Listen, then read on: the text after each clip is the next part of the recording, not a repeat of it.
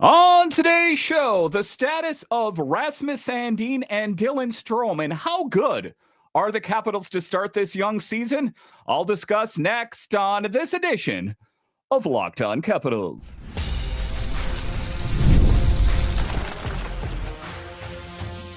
Your Locked On Capitals, your daily podcast on the Washington Capitals. Part of the Locked On Podcast Network, your team every day. Well, hello and welcome into this edition of Locked On Capitals, part of the Locked On Podcast Network, your team every day. My name is Dan Holmi. I've covered the Capitals for the past 4 seasons for Locked On and various other outlets before that. I'm also the host of the weekly show called The Capitals Minutecast, available wherever you find your podcasts. And as always, I want to thank you for making this your first listen of the day. Today's episode is brought to you by our friends at FanDuel. Download the FanDuel app now by visiting FanDuel.com and win $300 in bonus bets if your first $5 bet wins. So in this edition of Locked On Capitals, we talk about the Capitals in this young season. Listen, there was a lot of hope, I think, surrounding the organization that they were going to hit the ground running. And all things considered, the Capitals are playing well. They're in 4th place in the Metro right now. What's the latest with the team? A bit later, I'll talk about defense and the strength in net. To be clear here, the Capitals are in the position that they're in due to the great netminders. I'm talking primarily Logan Thompson, but also Charlie Lindgren. But just to get it going here, the latest with Dylan Strome and Rasmus Sandin. And the one thing that's real apparent to me, and probably to most of you as well, is the Capitals are a much better team with Dylan Strome in the lineup, Rasmus Sandin, as well as I think the Capitals appeared to be disjointed in the last game, right? And I think that's to be expected because, well, the lineups, the forward line combos, they got put in the blender and all shook up. And to try to see Connor McMichael slot in and Pierre-Luc Dubois, that having Dylan Strome return to the lineup sooner than later is in the Capitals' best interest. So let's dive into that in segment number 1. Some encouraging news coming out of practice today is that Dylan Strome and Rasmus Sandin both hit the ice for practice. And that was the story surrounding the Capitals, where it's, how much time is Dylan Strome going to miss? And are they going to have to go out and try to acquire another center? And to be clear here, he's not 100% signed off that he will be in the game. It's encouraging at this point. And they both started the session in non-contact jerseys. And you're thinking to yourself, okay, there's still a bit to go for both of these players, the usual step-by-step setup. But here's the important part. The important part for Dylan Strome, anyway, is Strome actually upgraded to a regular jersey.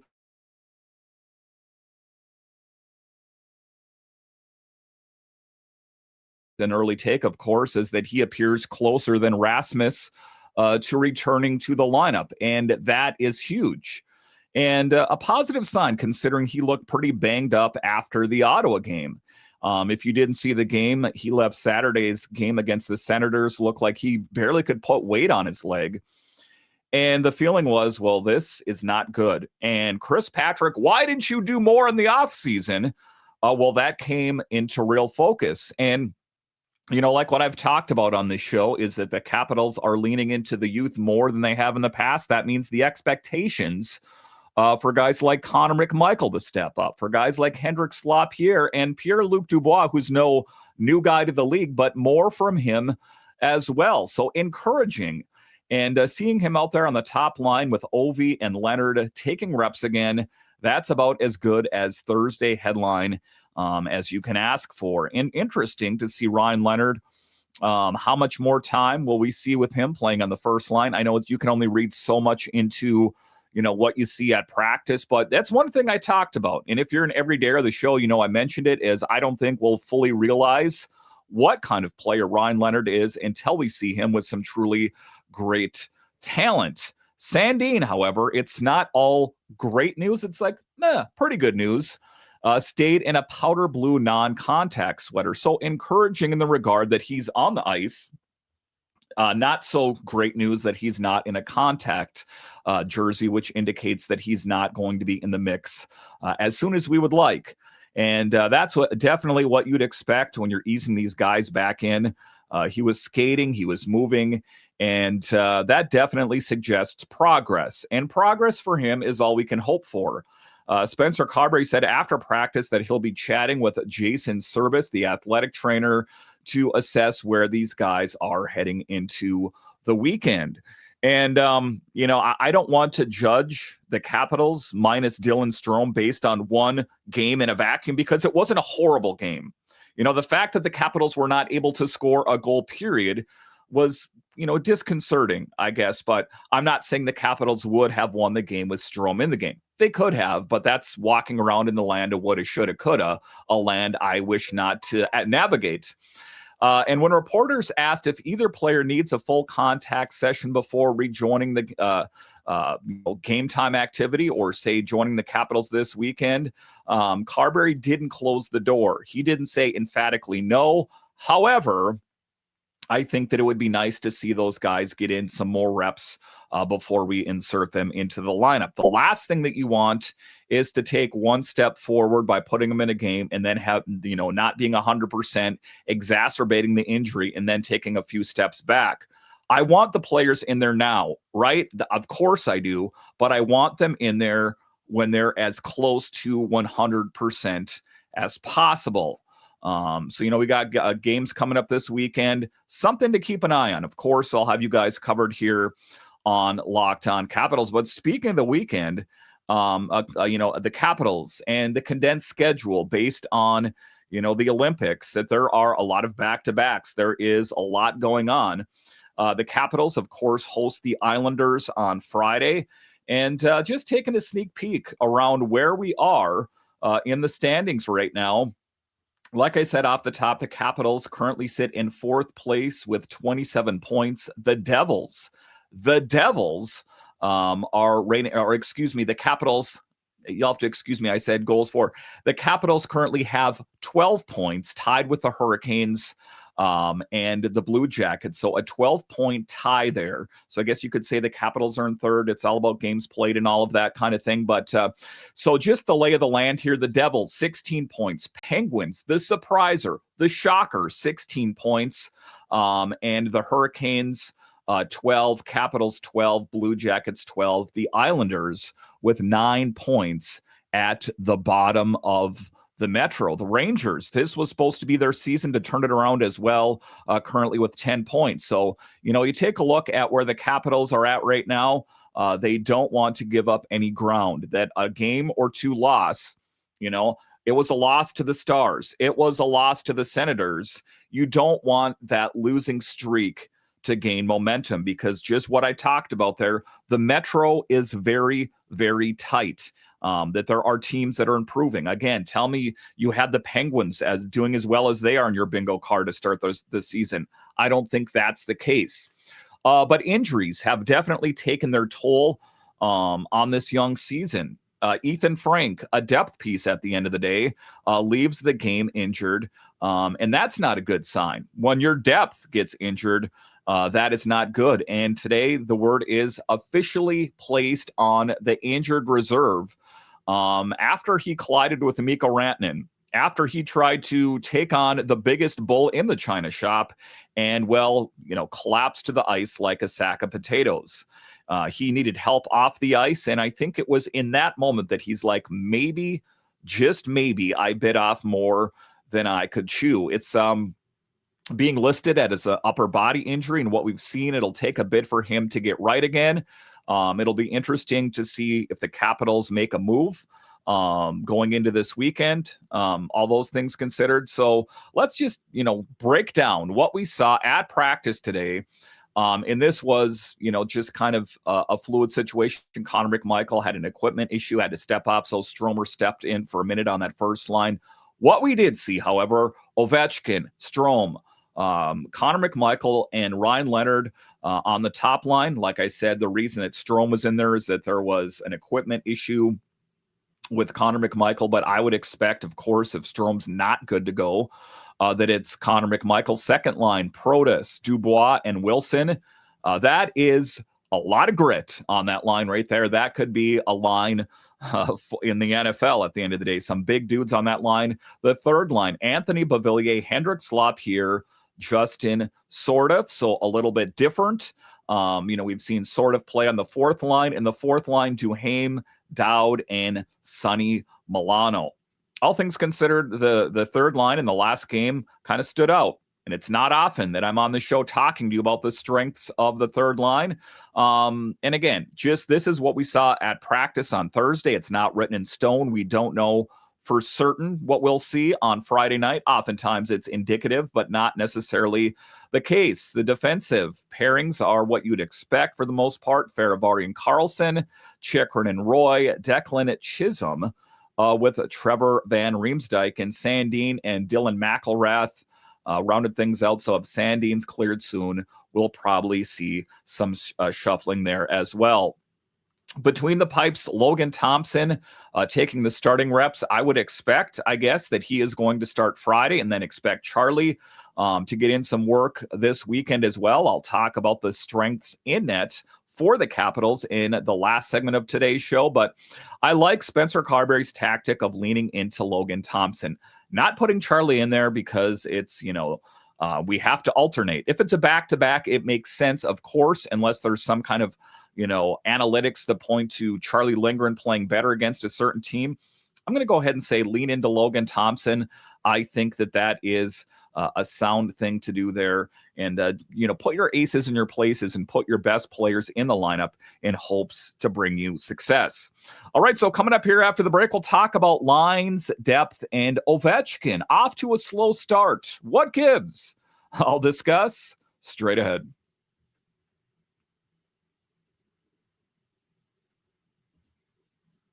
The NBA is back, and there is no better place to get in on the action than FanDuel, the official sports betting partner of the NBA. Even if you missed the start of the game or want to ride the hot hand, FanDuel has live bets on everything from who will score next to fourth quarter comebacks. Plus, you can even combine your live bets into a same-game parlay for a shot at a bigger payout. It keeps every game exciting, especially when your team's making a push. Now, you take a look at it, the Wizards, the home team, right? You want good things for them, but say you're a fan of another team, or say you want vested interest in different games. Open up the FanDuel app, put $5 down. All of a sudden, those games got that much more exciting. So right now, FanDuel is giving new customers $300 in bonus bets when your first $5 bet wins. So head to FanDuel.com to sign up and play your game with FanDuel, the official sports betting partner of the NBA.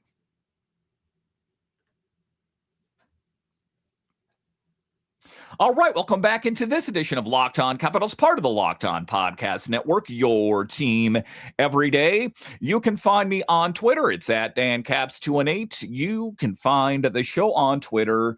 It's at Locked On Caps. So in the second segment here, we're talking about the state of the Caps in a really early glimpse. And what is often said is where a team is by the Thanksgiving break, right? That in a lot of ways you can see in which direction your team is heading.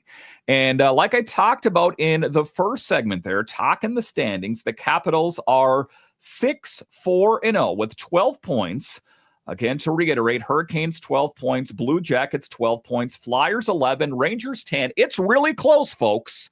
There is little to no room to mess around. And all of a sudden you're going to be shaking hands with the Islanders going, hey, it's kind of chilly down here, down in the cellar. We don't want that to be the case. I don't think that's the case. I don't want to get ahead of myself. The Capitals' big picture are playing really well. Like I said, 6-4-0. That's good enough for kind of, I guess, what you could say the mushy middle. And a lot of people out there already saying, was last year's Capitals team a fluke? I heard Dan Rosen on the podcast for the Capitals there with John Walton, and his belief, and it's a belief of a lot of other quote unquote insiders, is that a lot of Capitals put up career numbers last year. Can they duplicate that again? I don't know. Ask Tom Wilson. I mean, he's playing very well right now. Ask Alexei Protas. And that is what's being drawn into focus. And I think, part of them points to Alex Ovechkin and what I'm going to say a slow start.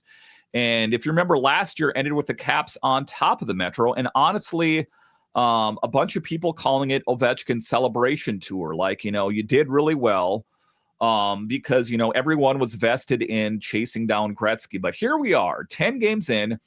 The defense has been good, but offensively, we're all over the place. And if Logan Thompson basically wasn't standing on his head every night, the record would not be as good as it is right now. So are the Capitals getting unlucky? And a lot of people, they're kind of jumping off the deep end because the Capitals have lost a couple games here. Well, to be clear here, the Capitals are a little dinged up. Or, is it what everyone's saying? Did the Capitals really overachieve last year in what was a historic season for the Capitals? But the offense is a struggle. The Capitals averaging 2.7 goals per game. What that's basically good for is bottom third in the league compared to 3.49 goals a game last season. That is a precipitous drop. Like I said, the people that are kind of pushing it in everyone's face, Tom Wilson leading with 5 goals and 11 points. Strome, 1 healthy, Protas chipping in as well. The cause of concern, and I'm never going to doubt the big man. So to everyone says, don't ever doubt the big man. I hear you, Wilson and Oshie of years before. I get it. I'm not doubting him. But, entering into his 40th, he's 40 years old, his 21st season in the league.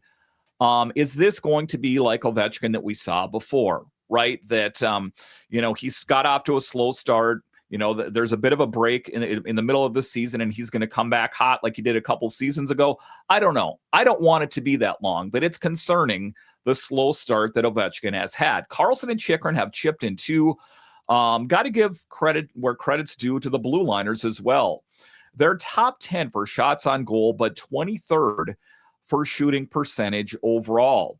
Compare that to last year, the top 6 were all shooting hot. Now it's like, except for Wilson, the saving grace, nobody else can bury their looks. Power play, well, here we go again. Every year, it's an issue. 21st in the league, 18.8 conversion. And some people would say, well, it's not that easy. There's other teams around the NHL that get it done. Why is this the bugaboo of the Capitals of the last season plus? Like I said, it started slow last year. It has to improve if this group wants to hang with the big dogs. Teams got better. Some teams got worse, right? Islanders, I don't think anyone had them that bad. Rangers, they're creeping in there. But, you take a look at New Jersey. They're the team to beat right now. Carolina, they made some great additions in there as well. That we cannot take anything for granted. We can't say we're going to figure it out. That is, the things that are worrisome. So what is it all about? Connor McMichael's had to take on a bigger role. Ryan Leonard still getting his sea legs, his NHL sea legs, I guess you could say. So to wrap it up here, it's early. I get that. But we don't want to fall into the category of we got plenty of time. Because unless, a lot of the teams around the Capitals start flailing and floundering, they're going to just surpass the Capitals. And the Capitals and Chris Patrick are going to be going, maybe I should have bolstered this lineup a little bit. Maybe I shouldn't have relied on, let's try to run it back with this team again. Listen, subtractions, Mangiapane, Radish, these kind of guys, you can generalize what kind of role they had with this team. The Capitals aren't horrible. And don't walk away from this segment thinking it. I'm just thinking that there are teams that are looking better than a lot of people thought, that I thought, and the Capitals need to make the most of their opportunities. And Chris Patrick should be kind of sniffing things out there if he can do things to improve the lineup. That's the big thing. The Capitals are good now, but we don't want a couple game losing streak to spin out of control into something much worse. All right, so coming up here after the break, we'll talk about defense and the strength in net for the Capitals. The saving grace, you could say. I'll discuss straight ahead.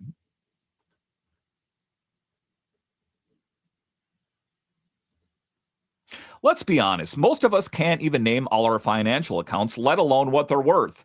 Between 401k, savings, and investments, it's easy to lose track, and that can mean leaving money on the table. That's why I started using Monarch, an all-in-one personal finance tool that brings your entire financial life together in one clean, easy-to-use interface on your laptop or on your phone. It helps me organize my accounts, track my spending, and get a better handle on my investments without ever having to touch a spreadsheet. The thing I love about it, I can see where I'm spending my money wisely, where I could use some work, how I can plan my financial future together with my wife. I love it. I know you're going to love Monarch as well. So don't let financial opportunities slip through the cracks. Use code LOCKEDONNHL at monarch.com for 50% off your first year. That's monarch.com, code LOCKEDONNHL for half off your first year.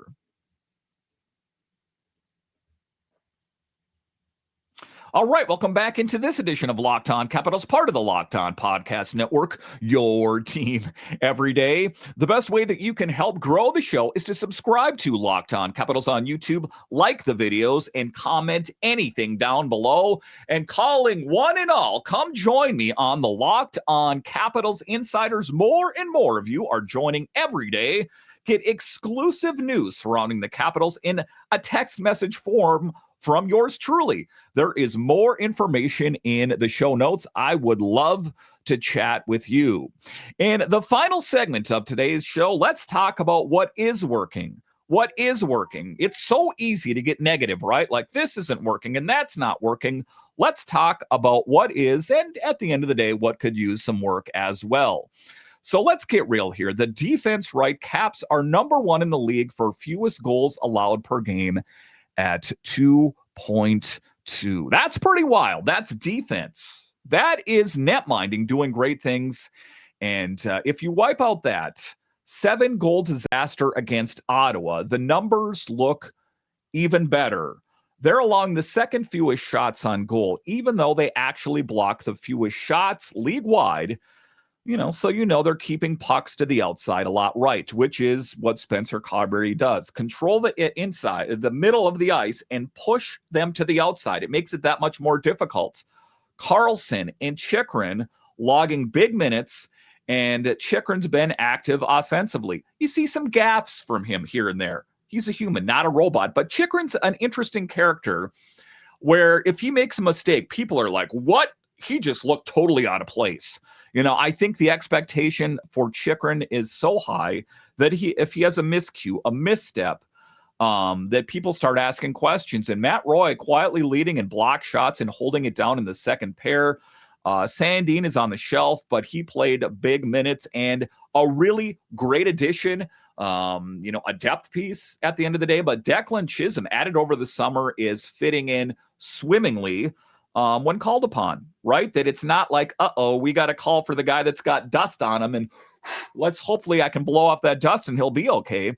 Declan Chisholm is playing very well. And one of the things that Spencer talked about is he doesn't want to have the same position where guys sit on the shelf for so long that maybe they're out of sync. In fact, work them in. There's going to be inconsistent play. There's going to be injury. So I think that Declan Chisholm, being in the condition that he's in is good. And it speaks volumes of the Capitals and the defense, and to give credit where credit's due with Patrick Weller in because, Mitch Love was fired, that I think kind of the no-brainer as the guy, right?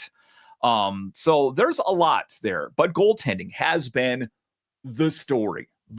Logan Thompson in the mix, in the conversation for Vezina last year. No love on the, from Team Canada there, but Logan Thompson leading the NHL with 1.44 goals against and a .939 save percentage last I checked. He's made Team Canada's Olympic talk more realistic. Maybe, right? Hey, what do I got to do? I'm banging on the wall, putting up lights out numbers that you're going to look foolish at the end of the day to pass on a guy like Logan Thompson. So Charlie Lindgren, great outing to start. Got a shutout against the Rangers, but the last two starts, 11 goals allowed. It's what I've said. In moments, he can look like Superman. In other regards, not great. And to understand hockey is to understand that it doesn't rest squarely on Chucky's shoulders. But with that said, the Capitals do find a way to win, more than with Logan Thompson in than with Chucky in. Is that confidence? Is that Logan Thompson getting unlucky, or do the Capitals players not have as much confidence in Chucky? You could go down a lot of different tributaries there, but I've always said it. Charlie Lindgren is a good netminder. I don't think he's ever tracked as elite. Glimpses of absolute greatness and then getting brought down back to reality as well.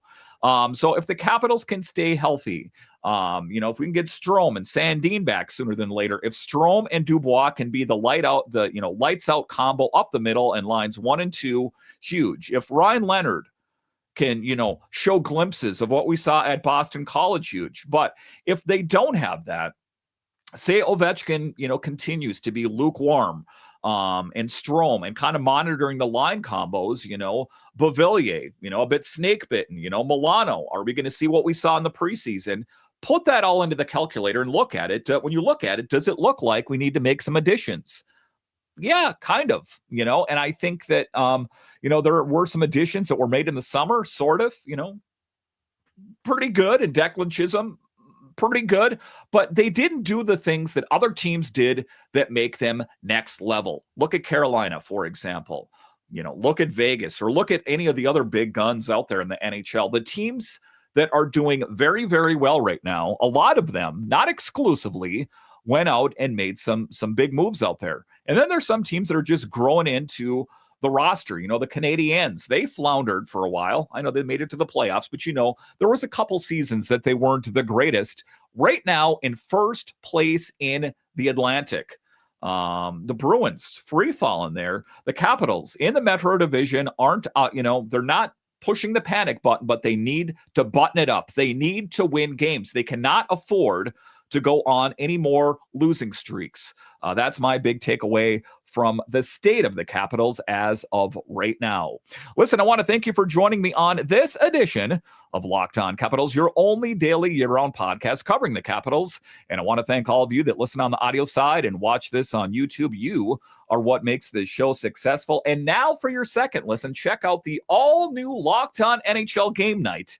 Every game, every night until a Stanley Cup is crowned. Get local analysis on a national scale. Find NHL Game Night on Locked On NHL or wherever you listen to podcasts.